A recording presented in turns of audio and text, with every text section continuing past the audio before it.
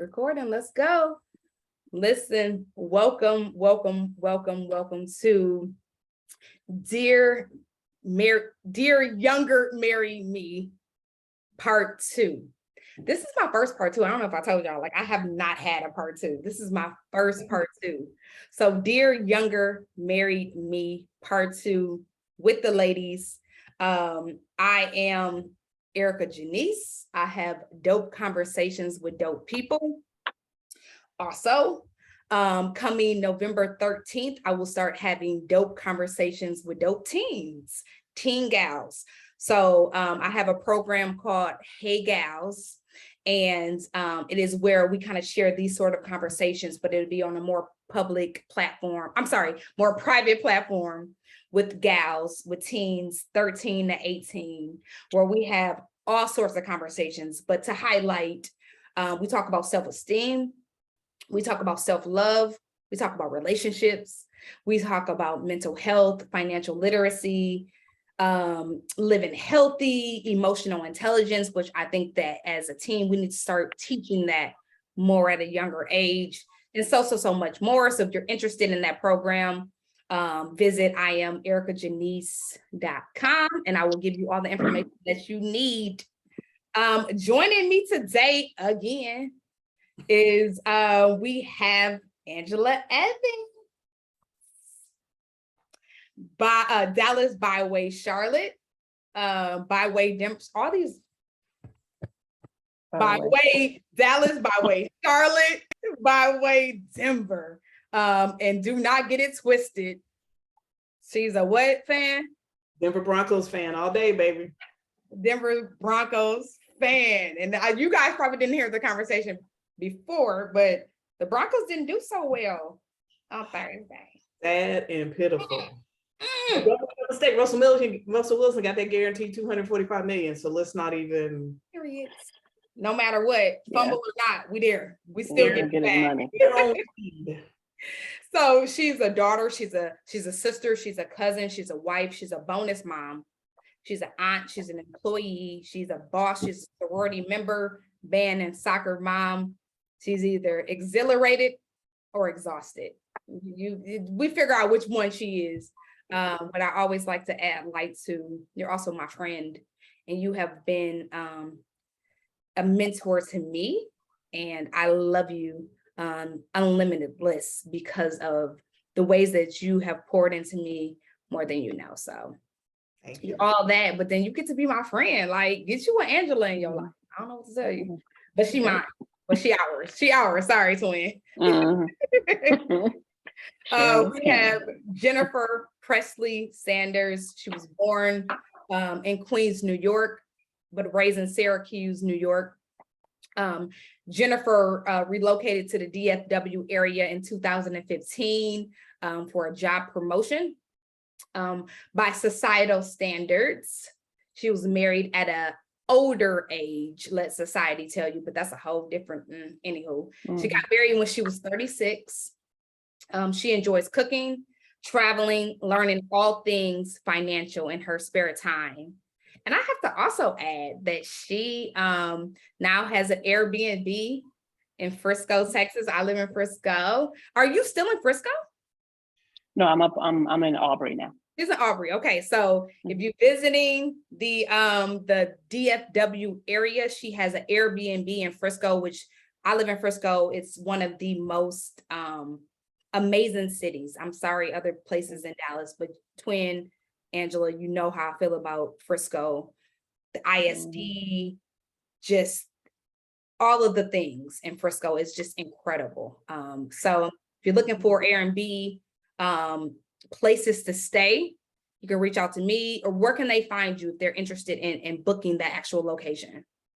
So on my Instagram page, I know it's like a link tree. It shows your different links. I put the link to it there. Okay. But yeah, so on Instagram, it's JPrez, PREZ, Sand, SAND. So it's like Jennifer Presley-Sanders. I kind of shortened it up. So JPrez Sand. And then if you go to my, your description box or profile or something on Instagram, there's links, and I put a link to the Airbnb there. So yeah, so check us out. Yeah. Support Yeah, Black we- Airbnbs. That's Yeah, a we just got our second 5-star rating today from a guest. So we've actually already had 3 bookings. We've only been up for 2 weeks. So Wow. we're Nice. doing pretty good. Hey. Yeah, so pretty exciting. yes. Support Black Airbnb. That should be a whole movement. But anyway, let me. So congratulations, though. We're so proud of you when you thank you. posted it, and when I knew that this was coming, but when you posted it, I couldn't be more happier for you and Greg. Yeah, This is hard what, work, but it's good. yeah, but this is where your financial literacy can get you into Mhm. spaces and places that anything other could not. So congratulations. Thank And you. also I want to recognize our dope audience members. Thank you guys so much for being here. I'm always very emotional when I talk about taking up people's space and time, especially on the Sundays. When you think about Sundays, you think about church, you think about family. And so I'm just so excited that you guys have agreed to be here and set your alarm. I had people sending me inboxes like, it's still going down at 4, right? Like people were ready. And so thank you guys for showing up as you always do. So let's get into it. So before we get into the questions, I want the dope audience to tell me, what city are you tuning in from? And if you are in a relationship, are you married? Are you engaged? Are you dating? Are you single? Are you mingling? Or could you possibly be in an entanglement? I don't know what you in. That have nothing to do with me. And I'm not here to judge, but you one of them. Tell me what you are, where y'all coming from. And so city you're tuning in from and your relationship status. Let us know. Also, I'm going to say this a couple of times during this live. Please not only like this, please share it. Share it. Take time right now. Share this conversation. It may not hit you. It may hit you, but it may also hit other people. So please share this. I want to see the most shares in my live from this live because I'm on y'all heels. Let's get into it. So you always know that I start with a quote, and it's really going to be on Angela because she sent me this clip and it literally busted my head to the white meat. I was not ready. It was amazing. It was probably 30 seconds, but the most powerful 30 seconds that I've ever heard of in relation to marriage. Here's the quote. You do not get married because you are in love with someone. You have to be in love with marriage if you are going to get married. Let me say it again. You do not get married because you are in love with someone. You have to be in love with marriage, the concept of marriage and what marriage means if you are going to get married. Angela, take it away. When I first heard that quote, I stopped and listened a couple times, and it was like, I can be in love with you, but that don't mean I can spend my life with you. Like, I can really be in love with you, but I know that you are not going to be good for me spiritually, mentally, emotionally, how we're supposed to grow as individuals and adults, because I can see some things in you that are either triggering or traumatic, whatever it may be. So that's not who I want to be married to. If I'm going to get married and I believe in marriage as a covenant, then I've got to be in love with marriage and the idea that I'm about to live out my life with someone and everything that brings. Mm-hmm. And it's a turn of words, but it really hit me. Yeah, when I get married, I gotta be ready to do this thing and all that comes with it. Yeah. So yeah, I thought it was pretty powerful. Yeah. What you think, twin? When you heard it? Oh, I don't want to tell y'all the twin story. We told y'all in part 1. Okay. So I call her twin. Her name is Jennifer, but we have the same birthday, month, and year. We figured this out when we were working together at a previous employer. And we just got super connected. So I am not calling her Jennifer. Y'all do what y'all do. She my twin. And so my mom call you twin. My sister call you twin. Juicy, my daughter called you twin, like you twin. Okay. So there you so twin it That's is. what it is then. So twin is what it is. So when y'all refer her or when you reference her in this live, she's twin. So what's your thoughts of that quote? Yeah, and I think just getting married at an older age, I think I was more on board with that because to me it's like love fades, and to me it has to kind of be rooted in more than that. So yeah, to me that really resonates with me because it's very true, and just from what you see from others, yeah, love will fade after a while, but you have to really just be committed to the person and know that you're like you have like a higher purpose for being together and what you're doing together as a union. So yeah, I would definitely agree with that. Yeah, that was amazing, Angela. Thank you for when she said it to me. I was like, Yeah, oh, that's good. how many people get married because I'm in love with the thought of being like what marriage truly means? Not that I'm just getting married just to have all of the things, but like I'm obsessed with what marriage actually means. I don't know if people dig that deep. So this kind of goes to one of the questions we were talking about. Are you looking to get married? The ceremony, the all that builds up to it, all the attention that you get because you're about to get married. Talk about it. But then when you walk in that door after you get married and you look at each other and it's just you two, and it's like, well, now what? Yeah. So you have to understand that there's a ceremony, a wedding, but marriage has a very different timeline. Yeah. Just ceremony time. Yeah. Well, let's get into the game. Okay. Top the game off top because I think we did it in the middle of our conversation last time. So for my dope audience that's listening, y'all can write it down on the card and we ain't gonna be able to see you, but I need y'all to participate in this. They was so they participated last time. That chat was blowing up. So I expect the same thing right now. So the game is I'm going to give you some marital statements that I've heard over the years. And if you agree with me, or if you're not with me, if you agree with the statement, you say, girl, yes. Okay. So girl, yes, I agree with the statement. The statement is true.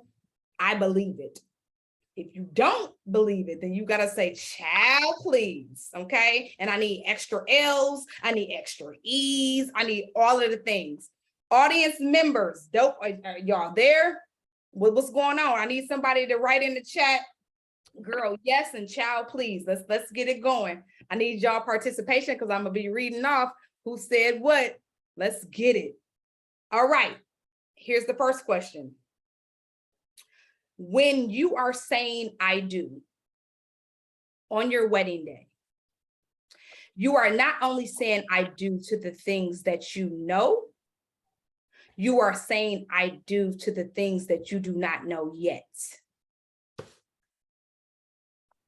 I can't see that. What you wrote that in? Oh, there you go. Girl, yeah. Look at twin. Twins that look, real talk. Before this live, in preparation of this live, twin said, what she say, Angela? I was going to my printer. Right. Maybe she printed that. I did, because last time I was raggedy, that's why. You were like, I can't even see what you're saying.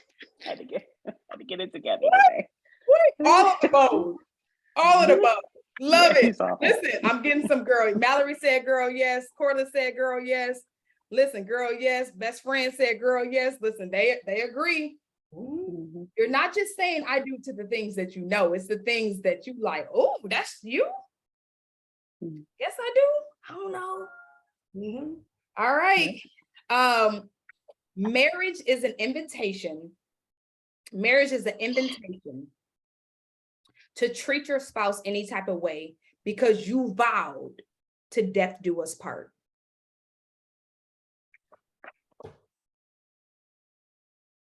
Online? Okay. Next question. It's cheaper to keep her.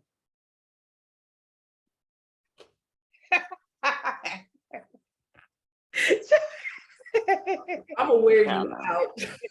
Either way. It's cheaper to keep her. Where y'all at? Is it cheaper to keep her? It depends on if you got a prenup or not. I don't know about all of that. Hey, but- somebody said, not child, please, child, no. It's a child, no. Okay. All right. Marriage is a full-length mirror showing you.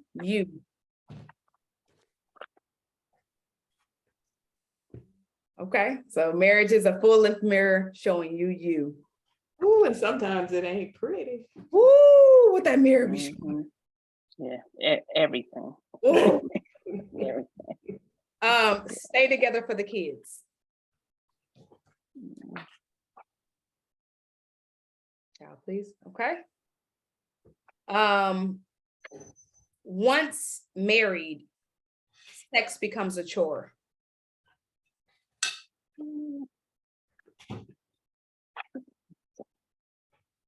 Okay. And last, A whole other live. But anyway. that's a whole other live. Okay. So it wasn't a double. Remember, listen, last live, Twin hit us with the, she ain't know. When we got to talk about the 50-50. money. No. Matter of fact, I'm going to ask this question now, just because these look like some new people. Oh, yeah. Keep a stash of money. No. No. That was the last live, but let's get it. Keep a stash of just in case money. Twin, did you change them? I'm still feeling 50-50. I'll say child, please. But Okay. Before you were very, very 50-50, you wasn't quite sure. yeah. And listen, the live was going crazy. Like, Yeah. I want to keep a stash, but I don't have a stash. People had all types of comments. All right. Last one is getting married solves problems as far as like trust issues and insecurities. When you wait, You ain't gotta finish because it ain't You're so. right. Child, please. Child, please. I get to Twin. Wait, Go as ahead, soon as I said getting married solved, she was like, get the thing over here. oh my God, I couldn't even get it out. We can't make this up this live. Sorry, y'all. Woo! So getting married don't solve nothing. Loneliness problems, insecurities, weight problems, any sort of problems that you can think of. Marriage is not, that's not part of the bandage plan. It's that mirror. It's that mirror. Full length. No, it gotta be full length though. Full length. And you can be in a marriage and still be lonely. Oh, that's not. Yeah. You can be in a marriage and still be lonely. Mm-hmm. We didn't get through all our questions last time, so we're not gonna play this game, y'all. Stop, because we can tackle that right now. But we can't. We got to keep going. Let's get to the questions. Thank y'all for playing the game. The chat is lighting up. I got some child, please. Nothing. Listen, they going in a whole bunch of laughs, all the good things. So very quickly, let's just give a very quick high level of kind of some of the questions that we touched on last conversation. But just to give people a reference of your background in marriage and how long you've been married and all that. So how long have you been married? And how long did you date? So I'm going to go to the audience first. I'm going to ask them these questions and they can put it in the chat. Everyone who's watching my dope conversation, my dope people in this live, tell us, how long have you been married and how long did you date? Twin, I'm going to go to you first. How long did you and Greg date before you got married, and how long have you been married? We dated 3 years and we've been married for 3 years. Yep. And they met on eHarmony. So all the people who was talking. Match.com. Okay. Yeah. It's a different website. Match.com. Oh, I was confident. I was confident in the eHarmony. I couldn't wait to say that. Match.com. But I think last live, I said that it's very I loved your story, because I think dating websites have gotten a really, really bad rap. And even your story was like, I was on the last day. Matter of fact, I canceled my subscription and it was open for 24 hours and then somebody slipped through. You know what I mean? So pretty much, yeah. Yeah. So dating websites can work. So don't give up on it. Angela, how long have you been married and how long did you and Lennis? I know you struggle with his name, but that's okay. I'll be calling him Lioness. No. Oh Lord. L. How long did you and L date? Okay. So we've been married for 27 years. We dated for 18 months, but we've actually known each other since we were 13 or 14, just never dated as we were growing up. So let me see what people are saying. How long have y'all been married? And okay, so we have been married for 24 years, dated for 2 years. We were friends for 8 years. We dated and for 3 years got married, and he cheated on me. You better add that love. You better add the extra. You better add all the things. I see that. Listen, dated for 9-ish months, married for 2.5 years, met on Hinge. Thank you, Mallory, for that. Again, another dating website, and we don't talk about it as much. And I think it's important that we highlight that success stories can come from anywhere. Mm-hmm. Angela, what's been the hardest part of marriage for you? The mirror. The folder. And not trying to control the relationship. Okay. And the challenge in making that statement is that I kind of handled my marriage initially like a project manager. I had a plan. This is what we're going to do. This is how we're going to be. This is what we're going to do. This is who you're going to be friends with. This is how you're going to treat your family. This, all of that. It was exhausting. So the hardest part of marriage for me was like letting him be his full person and being like, oh, okay, yeah, it's cool. Yeah. And that was a challenge for me because there were times when I did try to manage him, and that was not effective. Yeah. Thank you for your transparency in that. I want to dig into that, but yeah, this is how we get so long. So is it because of what you saw growing up, or what made you feel like this is essentially an employee, right? And that's a very loose term, but he an employee. Well, and you a full man. Like, what do you think? Well, what made part of it that was marriage? This is part of the. So he's not here to hear this, but he will watch it later. Yeah. Part of it was I didn't trust that he was going to accomplish the things that I wanted to accomplish in the time frame I wanted them accomplished. So if I wanted something done, I was going to hand him, or kind of passive aggressively almost tell him, this is what you should do or what you might do. This is kind of how it looks, with an expectation that he would respond a certain way because he loves me. So he was going to do it. So I was trying to manage him. Yeah. And, there were times when I don't know if it actually worked or if he just did it like, cause okay, she'd be happy, she's fine, but this is not, I don't know. I've never asked him, and now you're probably gonna start a fight because I'm gonna have to ask him later. But but I just had a view of being a high functioning family. And to me, high functioning meant I had to know and understand and put things in place and manage things. And that didn't give him space to be my partner in the relationship. Yeah, that's good. I'm sure that other people can relate to that though, Angela. Like that's so good. Twin, what's been the hardest part for you in marriage? I'd say asking for help. And I go back to that getting married at a older age. You're just used to kind of doing your own thing. You kind of do it on your own timeline. So it's like I literally could just like run myself to death with stuff. So it's like asking for help. Even like we're trying to get our Airbnb off the ground. We literally had like a project plan of, okay, you do this, I do that. And some things I'm like, you know what, I don't have the capacity to do this. Can I shift this to you? Where before I literally would have like drained myself, like running on E, trying to get everything done. So yeah, I'd say the asking for help. It's like, okay, I have a partner. I can't do everything by myself. I need to ask for help and kind of say what I can do and what I'm not able to do, and be okay with that. Yeah, Rihanna said that part, that's what I struggle with too. Not asking for help, right? I think we are all guilty of that at some point. We have independence. Yeah, so I think people can relate to both of your stories, especially being I gotta find another word for successful, because I feel like when people think about success is money, but being successful women and then incorporating men, and what does that look like, and being able to essentially like delegate in a healthy way, not because I'm telling you, but just because I need you and can you help me? So thank y'all for that. Twin, what is one thing that you wish you would have known prior to getting married? That your priorities are going to change.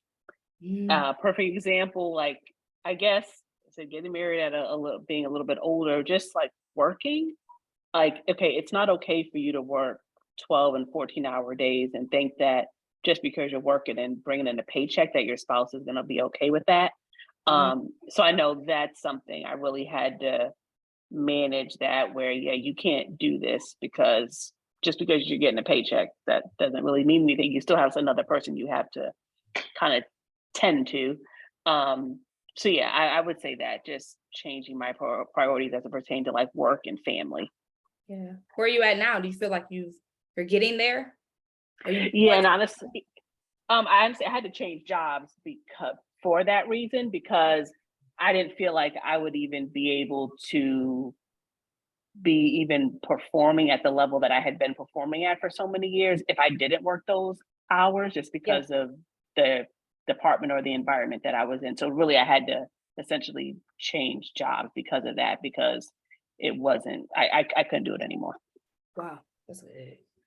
Angela, what's one thing you wish you would have known prior to getting married?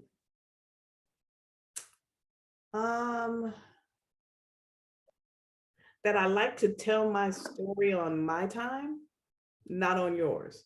So I didn't understand how much I liked managing my narrative. Yeah. So if I walked into the door and you said, "How's your day?" and I said, "Fine," that was supposed to be enough, versus my partner's looking for, it's one of those days, a little more. Yeah.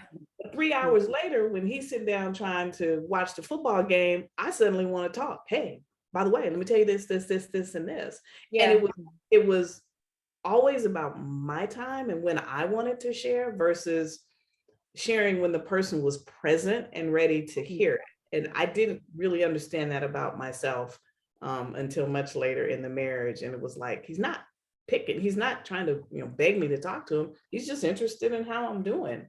And so I've learned to share, or to say, "You know what, I can't right now. I need a minute, and then let me get back to you." So that was something that I didn't understand about myself until I was married. Yeah. Do you think that that's something we could have worked on prior to marriage, or is that something you only would have got in being in a partnership long term with someone? I probably never would have learned it without being married. Yeah. And remember, in the prior conversation, I talked about the fact that I wasn't looking for marriage. If it happened, it happened. So I wasn't doing any real introspection. I was like, okay, somebody wants to marry me, cool. So that was something I learned, and I can't honestly say how I would have understood that prior to being in the partnership. But it's quite impactful when it comes to communication in a partnership, understanding your narrative in terms of how you like to control it or management, because there's a level of vulnerability required sometimes to communicate with your partner really where you are in any given moment. Yeah, that's good. So we know that a wedding does not constitute a marriage. So a wedding is not a marriage, right? So an engagement is not just a time for preparation for a marriage. I'm sorry, for a wedding. So engagement is not just a preparation for a wedding, it's also a preparation for your marriage. And I'm just speaking on behalf of me. I've never been married, but what I have seen is that a lot of ladies get very, very, very caught up in the actual date, the wedding, what colors we're going to wear, who's going to be my bridesmaid, where we're going to have it. You want to go to Bali? You want to go to New York? Like, it's very much this time of you low key an event planner. But then I think that the actual marriage in itself gets watered down during that time. And you got to think about it when, you know, engagement sometimes can be 6 months to a year to 2 years. And from my perspective, I've seen a lot of women very much sucks up into this idea of what I want it to look like. And do you agree that society has placed more emphasis on the actual wedding day than the wedding, the marriage in itself, the long-term goal? I'm gonna let you go first, Twin. Okay. I would say yes. And I guess being an older millennial, I don't know, it gets the whole like Instagram and the Facebook and the this and that. I guess to me, I didn't grow up with that. So that's like kind of something that's new. Yeah. But I just feel like everyone wants, you know, the likes and the hashtag this and hashtag goals and everything, that I feel like that's too much of a focus for people versus just really preparing to get married to someone and kind of just focusing on that versus what other people have to say or think. Wait, and then repeat the question, because I feel like I kind of went down the rabbit hole a little bit. No, so essentially it is, do you feel that women, and this is just me talking to women, are more infatuated with the facts of I'm getting married, the wedding date, the colors, the bridesmaids, because people get stressed out on who to pick. Does this color match? Should we do this city? Versus how invested are you in the actual marriage in itself? I think that the marriage gets watered down during that part of engagement. And that's, like I said, it's just me looking from the outside in, because I've seen the aftermath of now people are in marriages and they're like, woo, that day was fun, but I didn't know he was going to do all this X, Y, and Z. So it's almost like getting caught up into this event. You an event planner, but are you really invested in you? How much work are you doing premarital counseling that time? And if you, speaking of that, this is actually going to go to another question, but I think it's timely. I was listening to Pastor Tim Ross in preparation of this conversation, and he was saying how when him and his wife counsel people who want to be married, engaged couple, he tells them, do not set a date yet. Do not set a date until all of this shit essentially comes out and we talk about your past, her past, his past. And after all of that, you may not even like that person. But if you set a solid date, you didn't send out invitations, evites, you didn't pick out colors, bridesmaids, it's the disappointment of it all, which is a whole different conversation too. Because what if you're engaged and you realize this is the person for you and now you can't back up?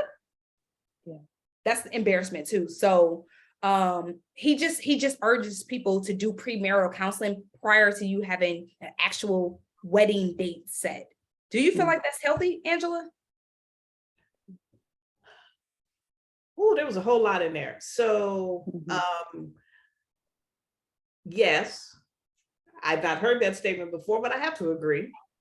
The premarital counseling thing is not something that's as common as it probably should be. Yeah. I mean, we got to study to get a driver's license. You got to pass all kind of stuff to have a pet. You got to do all these other things that require, a lot of work, but you can get married just by saying, I do. Yep. All you need is officiant and one witness in most states. Yep. So I don't think premarital counseling gets talked about enough. But yeah, I could see that you'd want to do some counseling before you set a date. But going back to kind of the first part of the question, I think when you decide to get married or even decide to get engaged, you have to decide whose expectations are you meeting. Are you meeting the expectations of your mom who's been waiting for you, her only child, to get married? Mm. Talk Are about you it. meeting the expectations of his family? Are you meeting the expectations? Whose expectations are you meeting? Because that's how you begin to plan. Ooh. These people expect to be there when I got married because they were my community growing up. These people expect to be there because of this, that, and the other. And you begin planning based on the expectations of others. And you got to pull back and figure out what is your real expectation of that day and what it's supposed to mean. And there should have been a heck ton of work done prior to even getting engaged, maybe, to understand that this is the person you want to marry. So maybe you can have some fun doing the planning because you've already done some work before you get to the party. Yeah, that's good. That's so good. Because you think about the party, right? Is it gonna be open bar? Is it not gonna be open bar? Yeah. Where we I at? made my friends buy drinks. They talked about me so bad. As you should. That's a whole the whole wedding and like catering to other people is just weird to me. So the chances of me actually having a wedding, a big wedding, is probably not going to be none. No, I expect you to have a wedding because I need a party. Just because I want to do it. She needs a party. I need a party. I am 57. My friends are not getting married at this point. All right. She needs a party. So, and I'm gonna say that like I'm only doing this. That's right. I don't want to be here, but let's turn up. We're gonna have fun. What do you think? What would you consider? Oh wait, you gotta let Jen answer that question. Oh, did she? Oh wait, which one? About the premarital counseling. Oh yeah, what's your thoughts on? Oh yeah, so yeah, I had to kind of plug Angela on this. So actually, Angela is the one that told me and Greg, my husband, about premarital counseling at our church, and that's how we ended up actually joining the church. Was we started doing premarital, and yeah, to me it was I would highly recommend it. I know I just came back from a wedding last weekend with one of my little cousins, and I kind of asked them about that, and yeah, I don't think that they did premarital counseling, but I would highly recommend it. It was with like a large group of people, so I feel like you kind of get people's different stories, just a lot of things going on. So I thought it was great. I think it was for either 6 or 8 weeks, a Saturday from like 9 to 12 or something. And yeah, to me, it was good. It was great. We had homework and everything that we had to do. Yeah, I would highly recommend it to anyone. I mean, there were even people there that either don't go to church or they didn't go to that church, but yeah, I thought it was good. Yeah, so thanks, Angela. I can only imagine me getting I didn't do it, right? But well, you told us about it though, yeah, because I believe in it. It just wasn't something that presented itself at the time we were getting married. So yeah. So people listening, premarital counseling is essential and should be key. And I can only imagine that it only highlights certain things. It was not going to be able to tell you everything about your spouse, but it should be a good place to maybe not start, because you should already been kind of doing some of this work, but at least to help with it, right? To ask certain questions. I can only imagine, and y'all can tell me, premarital counseling gets through some of the difficult questions that you would normally talk about: finances, what does parenting look like to you, what all these other things that I would think that it's just the uncomfortable questions that most people don't ask themselves.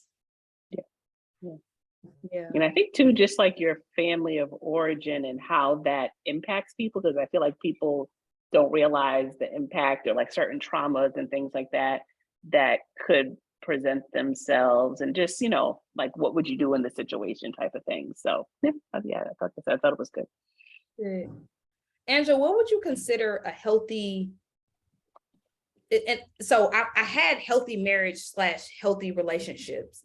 And I don't know if just having a relationship, kind of dating exclusively, and marriage is the same thing. I don't know if you could, I know it's not the same thing, but I don't know if your response will be the same for both of them. And maybe it would. But what would you consider a healthy marriage? If you look at some married people, even in your marriage, and say, wow, they're not perfect, but they for damn sure is healthy. What would that look like for you? So there is a community of people that need to be in your corner. and they don't even know all your business. There's a difference. Yeah. There needs to be a community of people around you that model behaviors in marriage that then help your marriage be healthy. Like you come to it as hopefully two whole people, right? With whatever flaws you have, and there are going to be some. But when you have a community around you that is modeling marriage and you can see them engage and you think to yourself, you know, I need to use a different language when I'm talking to my husband. Because there are people that will tell you about yourself and it tells you how you're showing up in your marriage. Yeah. And so for me, the healthy marriage thing, we got to give each other a whole lot of grace. And Pastor said it one time, we got to forgive 7 times, 7 times, 7 times, 7 times, right? So you get to the point where you forgive some of the little things because you can stop and say, yeah, that's not really even worth the energy. Yeah. You don't talk about it, but it's not worth, you know, the angst that sometimes you get. So understanding enough to have some hard conversations, understanding how to have them without attacking each other. Because what you want to do is leave your partner feeling safe. And I said that in the first conversation. A healthy marriage is a safe place. Yeah. It's got to be a safe place. You've got to be able to be vulnerable. You got to be able to be silly. You got to be able to look at your partner and go, you know what, I love you, but I am not having sex with you tonight because that is not my headspace. And for them to not get offended, and to be clear, men will say that too. I think some, you know, shows will have you thinking it's always the women who are like saying no to sex, but men will too. My husband look at me and be like, I love you, I'm going to sleep. Those are good night. So I think marriage has to be a safe place to do all of that, right? And that's hard because there's a level of vulnerability in there that is required. Yeah. What about you, twin? You are what, with three years in the game? With 3? Yeah, married 3 years. Yeah. What would you consider healthy? What would healthy look like to you? So I guess for me, I had the Taurus, I had to write out my response here. So I just put that it's I just put here that to me it has to be more than about what you can get from the other person. To me, it's just like it has to be like a higher purpose, like a higher calling. Like there's a reason that God put you two together. Yeah. Like two-sided flow of conversation with each other, and then just being mindful of like your tone and how you talk to each other. I know one of my favorite cousins, it's my great cousin, it's my mom's cousin. She pretty much put during our wedding, we had a wedding quilt, and she put on there pretty much like, be careful how you talk to each other, because it's like you're married to this person, like you don't talk to them like they're someone out on the street. Yeah. Like you just need to be mindful of how you speak to each other, and knowing that if you married someone, I mean, you're looking out for each other, you want what's best for each other. So even if the tone does get maybe a little crazy, like, you know, you need to just say, okay, you know, I don't appreciate you speaking to me in that tone, and just kind of just that being mindful of your tone when talking to each other and what you're saying, because, you know, words can cut deep, especially for someone that you're married to. Yeah. Yeah. What do you feel like, and I know you have a lot of stuff going on, twin, but do you feel like it's important for a married person to have an identity outside of their spouse? Oh yeah, for sure. For sure. Yeah. I guess I feel like you can't get everything from one person. So to me, it's like you have to have different groups of people that you kind of, you know, choosing to surround yourself with that can kind of like fill in those, I won't say holes, but just fill in, like, I guess you just can't get everything from one person. So I do think that it's valuable. It just kind of helps to give you different perspective on things, even like different age groups. Yeah. I mean, I know a lot of my friends and family, they call me an old soul. I mean, very rarely do I really even talk to people that are my own age. I prefer to talk to older people because I feel like they have a lot of wisdom that they can kind of lend to me. So yeah, I think that we just need other people to kind of just fill in things in our lives and just kind of help to give us different perspective on things. Like you cannot get that from one person. Yeah, and then I feel like, you know, no one's going to live forever. So then what happens when something happens to the other spouse? Like, to me, you just need like friend groups and things like that to just kind of mix things up. Yeah. Angela, you agree? Oh, absolutely. And again, you hopefully are coming to the relationship as a whole person. So if you're in a relationship with a whole person, then your identity, the marriage is an addition to. Yeah. Plus, right? yeah. It is an addition to. It is not who I now am. And you know, identity, a whole other lie. That's a whole other lie. But it's one of those things, like, I think for a lot of women, you know, like now not changing your last name because you want to maintain your identity. Everybody gets to make that decision, which is fine. But I'm still Angela, even though my last name changed from Hardy to Evans. Yeah. Right. And so I think it's just understanding, you know, when you come into the relationship, there's places where you're going to grow together. It's okay to have some things that you do independent of your spouse. Yeah. And you know, I did my first IG live yesterday. I was invited on somebody's platform, and the conversation was successful yet single. And essentially was, you know, these are the things you should be doing during your single life. I don't like to say seasons, because I think seasons is too, you start putting 3 months on it, right? From summer to this or that. And it's just, you know, and now here we are, I'm single again in summer and then fall. So I like to say lifestyle. I think you should live in it. And as things change, they change. But one of the things I want to highlight to the singles was right now you get to figure out you. You get to figure out your money, your relationship with God, your purpose, right? What are you actually supposed to be doing? Because if you don't know what that is and you get in a marriage, that now defines who you are versus, oh, this is who I was and this is who he was. And then together you get to merge. And I don't know if people spend enough their single lifestyle having that sort of mindset of like how I can become whole. What are the things I should be doing? So I'm glad, at least, Angela, that you said that about this, it shouldn't be able to define you because you were already defined in Christ. You were already defined. And now this is just a beautiful addition to who I was supposed to become. And then to Jennifer's last statement, or one of her statements, where it was like, okay, there's a higher calling for you being in this relationship. And I know couples in my community that actually have mission statements for their marriages. They have mission statements as a couple. And I think that's actually really, really quite powerful, because again, it helps you grow as a couple, understand where you're both going and what each one brings to the table. Yeah. I'm a big picture person. When I got married, I was like, oh, we're gonna get married, we're gonna have a house, we're gonna have some kids. And my husband was like, yeah, so we're gonna get married on this day. And then on year 2, we're gonna take steps A and B and C and A1.3 and C1.4. Let it. So hey, is Linus a Taurus? What is he? What's a Capricorn. Oh, he's a Capricorn. Okay.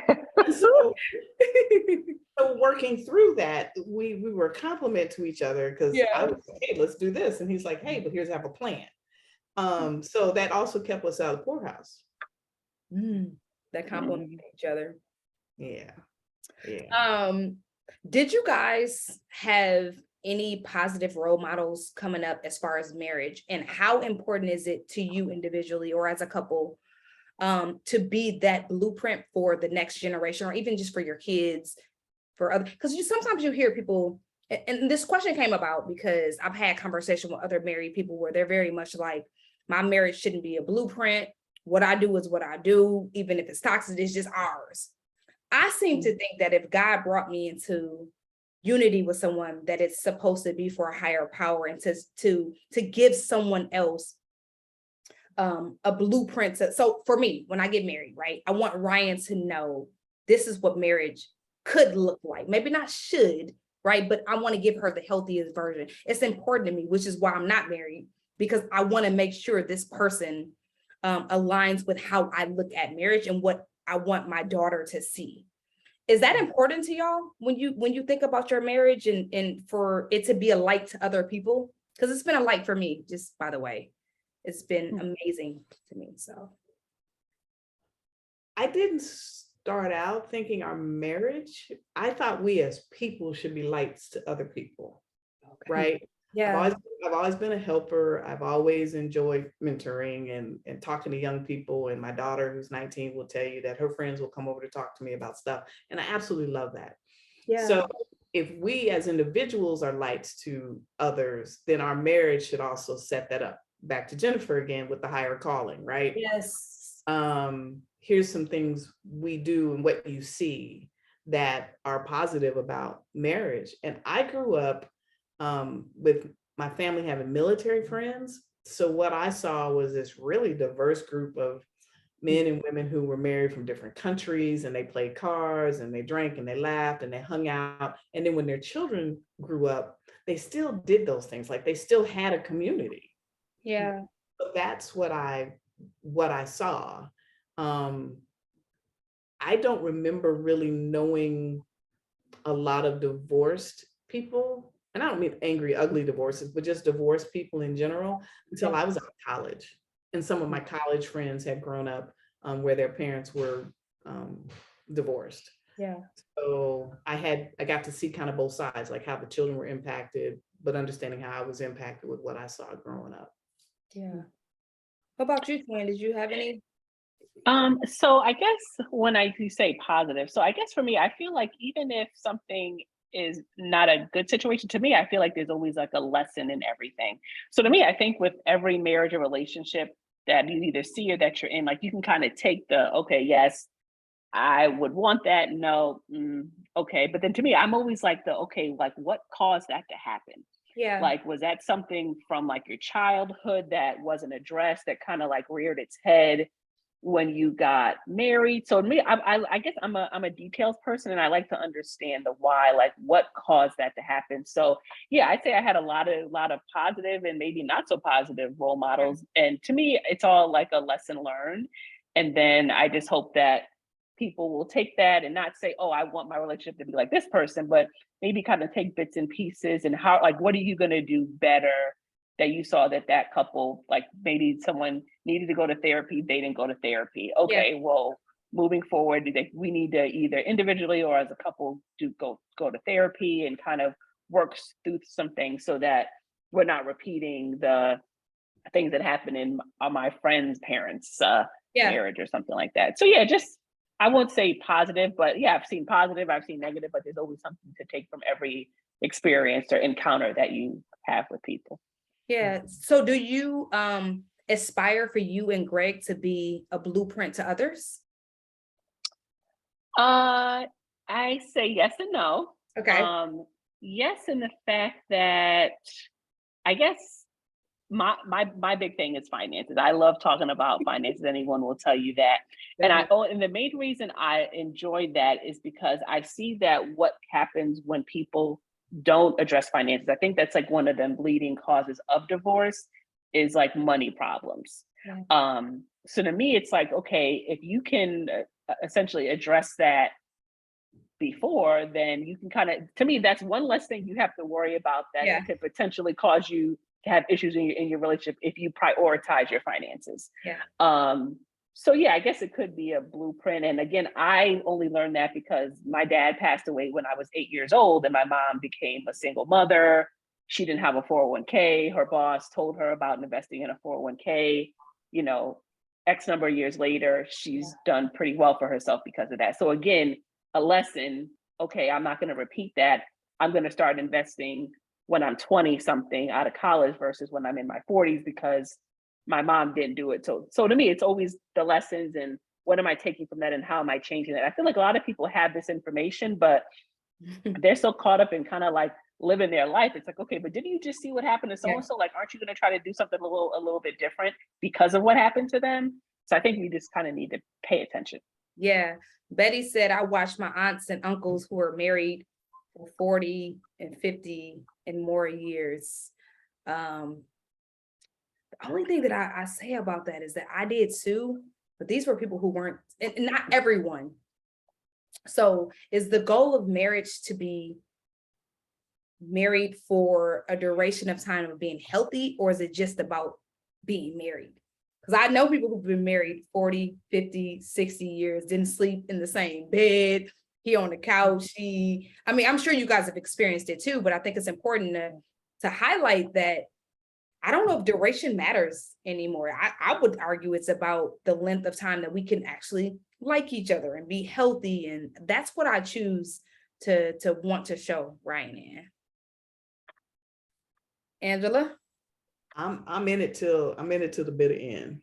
The thing with you though, you work, and like even you work at yourself. Like these are the things about you and I have had a lot of conversation outside of this platform of I want to just be better.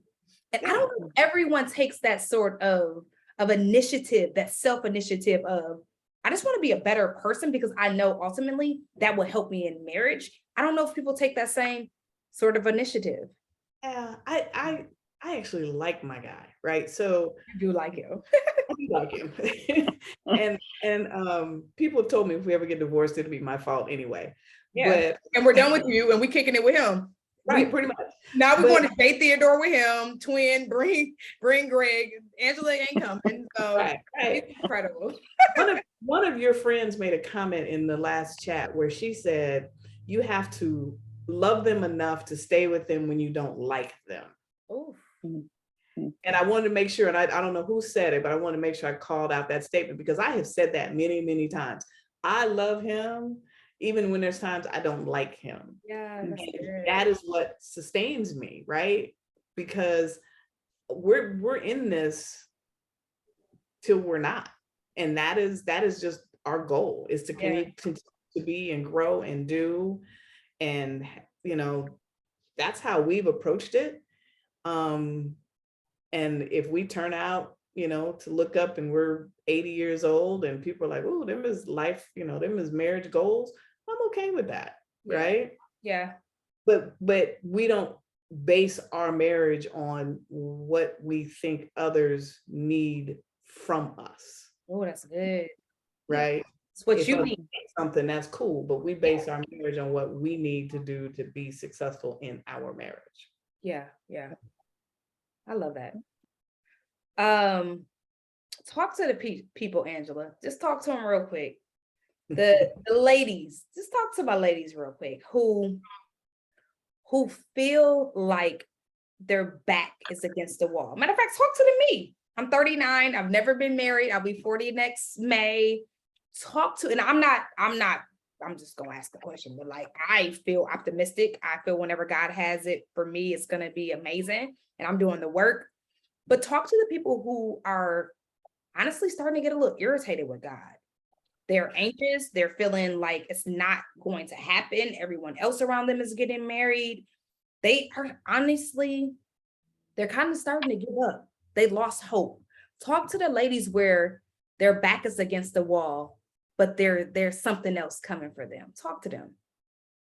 So crazy as this is, I'm gonna punt this question to Jennifer because Jennifer got married later. So I was 29 when I got married.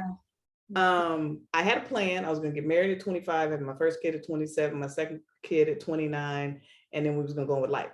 But that was my project plan. That wasn't some big emotional thing. That was just my project plan. Right? I was free. I'm gonna do this.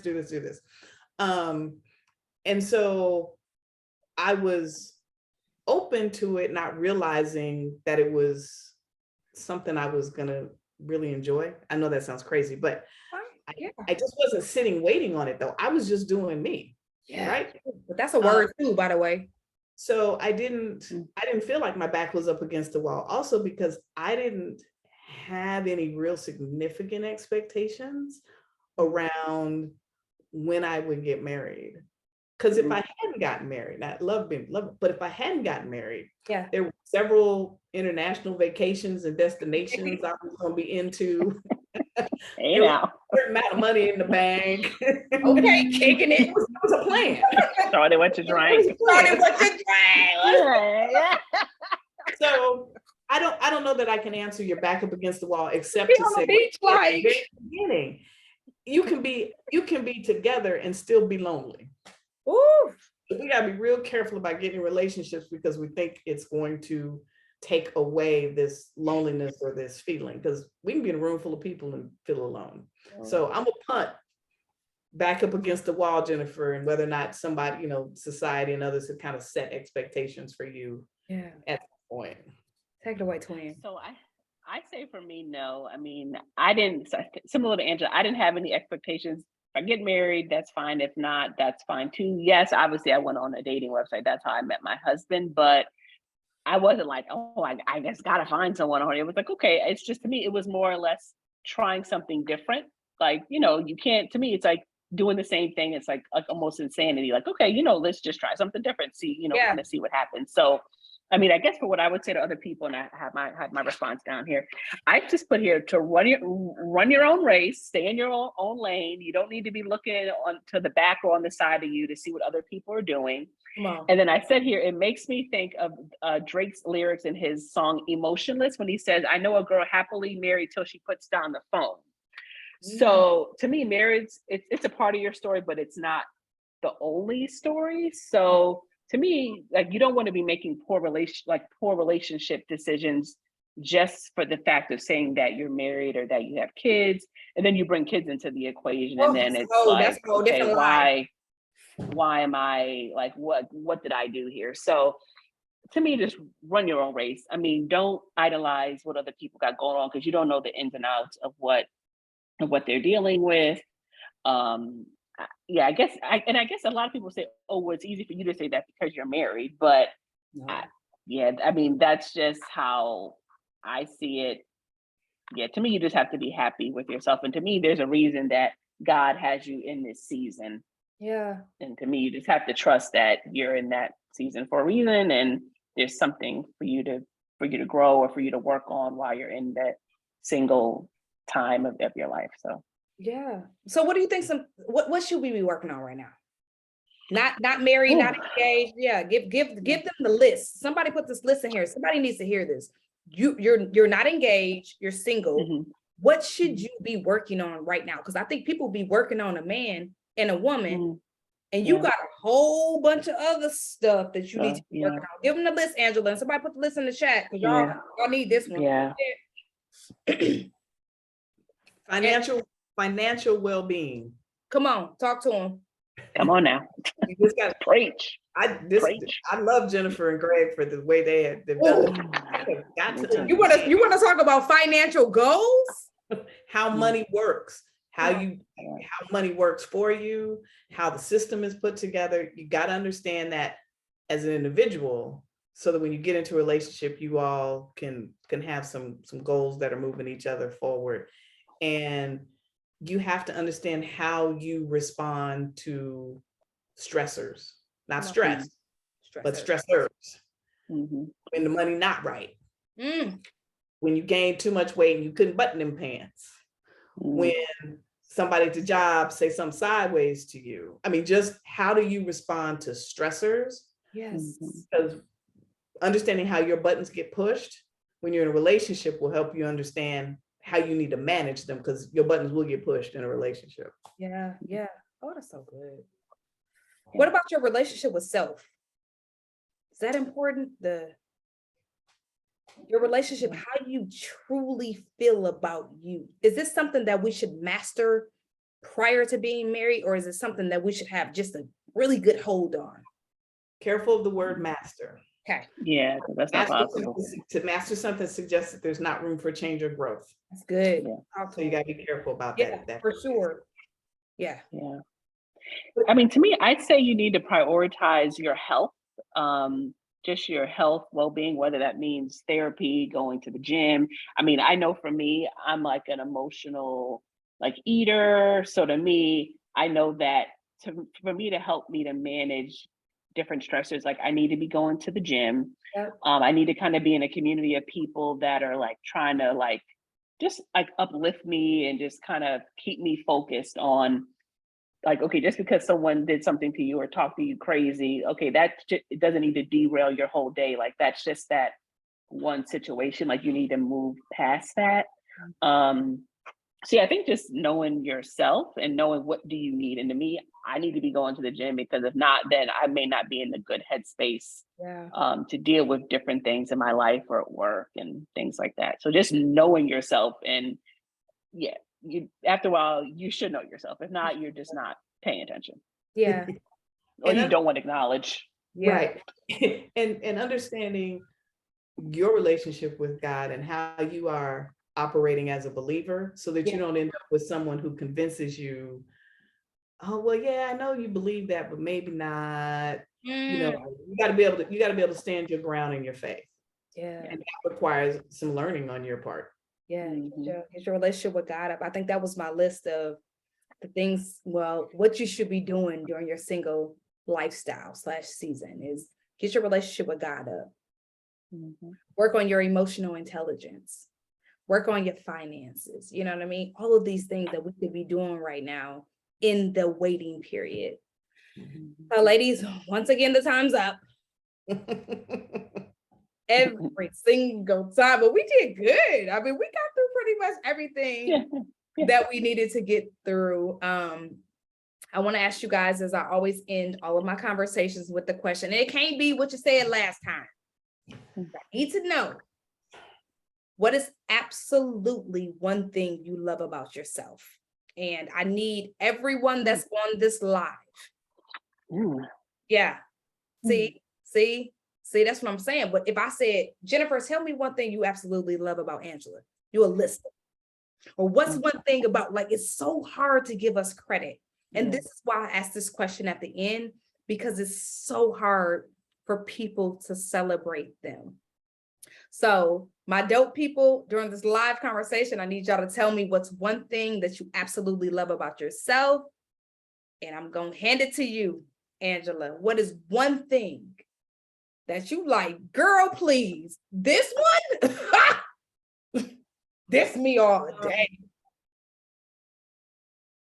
I like the fact Love. that I No. Love. Okay. I don't just like it. No, I don't just like it. I love it. I love the fact that I was able to get on here and have this conversation. Because I can tell you, I'm looking at myself on live right now and I'm thinking, my eyes are too small, my hair ain't right. I'm, looking at myself, I'm like, you really put yourself out there. And I love the fact that even at this stage of my life, I decided to put myself out there. Yeah, you look beautiful, as always. Jennifer, what do you love about you? So I'd say right now in this season in my life, I'm in a, like, I don't care what anyone has to say. I'm not for the naysayers. Like, I'm really in a, I don't care what anyone thinks about me. I'm doing me, and I'm on assignment. So to me, I'm focused on my assignment, and I'm not stunting what anybody else has to say about me, or even really caring. Where, I mean, I'd say a year or so ago, I wasn't in that place. So right now, that's what I love about myself, is I'm on assignment, and no one is going to derail me from that assignment. Yeah, and you love that assignment about you. Yeah, I'm unapologetic about that. So that's just what it is. I love it. I love it. Ladies, thank you guys. Once again, this was absolutely incredible. The feed has been going nuts. I'm so in tune with this conversation. I will say, let me read off a couple. Janelle said that she loves that she is a cheerful giver. I love to compliment others. A couple of people just said nice conversation. These ladies are speaking the truth. This was helpful. I had a couple, it's good. I am a person that not only overly judgmental, I'm not overly judgmental. And I can give and receive respect from people. People are celebrating themselves. That question allows people to celebrate themselves. And that's exactly what we should be doing day in and day out. So thank you, ladies. I love you guys. I already told you the fellows was like, we need to pull up. I can't even imagine hosting for 4 people. but I probably should, because they like, when we meeting with the ladies in a good. We need 2 hours for that. We Right. need Do that 2 in an hour. hours. I couldn't even imagine. I mean, my God. But thank you for your time. I host these conversations on a Sunday, but I also know not only is that the Lord's Day, it's family day. It's the day of preparation for work the next day. And so thank you for your time. Thank you for your generosity. Thank you for your wisdom. Thank you for your kindness. Thank you for your love. So I love you, ladies. And I know you know that aside from this platform. So All right, thank you. Thank you. I smell dinner cooking. Okay. A man down there working it out. Yes. Listen, Oh, okay, and he up there like, what's she talking Like about? that. Look, what's she talking about on this mirror saying, look at my shit together. Jesus, Cook something here. let me cook a little something. But all right, ladies, thank you. Thank you Love so you. much, viewers, for Bye. showing out. Bye. Bye, guys. See ya.